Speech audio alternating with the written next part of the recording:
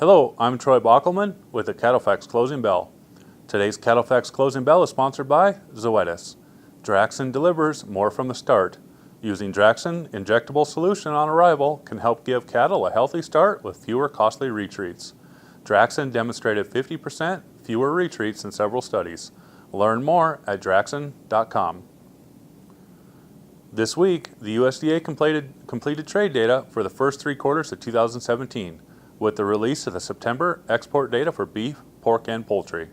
Total red meat and poultry exports are up 668 million pounds, or 6% in the first 9 months of 2017. Beef export demand continues to perform. In September, beef exports totaled 243 million pounds, 14% above a year ago.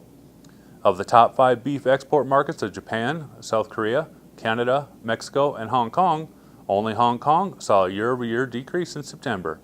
Strong global demand has fueled beef exports in 2017, resulting in a year-end forecast of an 11% increase when compared to a year ago. Beef imports totaled 231 million pounds, 5% above a year ago, and the 4th straight month of beef imports above 2016 levels. Imports from Australia were above year-ago levels for the 2nd straight month, as slaughter levels down under have moved above year-ago levels in the second half of 2017.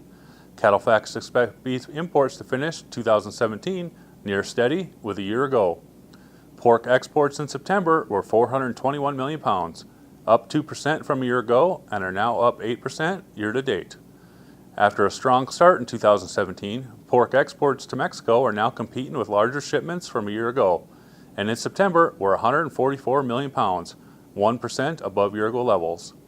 Expect pork exports to finish 2017 with a 4% increase over 2016, as the year-over-year gains have tightened in the last 3 months.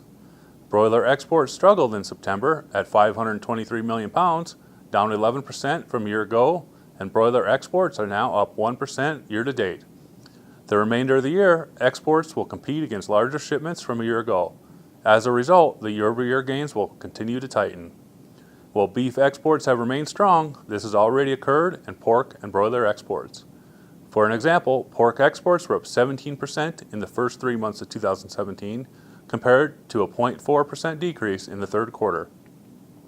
As expansion in the protein sector continues through 2018, it'll be important for exports to achieve the year-over-year growth needed to lessen the supply pressure on the domestic markets. Thanks for watching, and remember to visit CattleFax.com to become a member and receive the latest market news and analysis. The beef business has never been for the faint of heart. The pressures are real, the risks are high, but the opportunities have never been greater. So how do you sort through it all to decide which way to go? For more than 40 years, CattleFax has led the way. Become a member at www.cattlefax.com. We're the time-proven leader in research, analysis, and information, equipped with the industry's most powerful database. Our team is impartial, objective, our vision is global, and our focus is you. CattleFax, the deciding factor.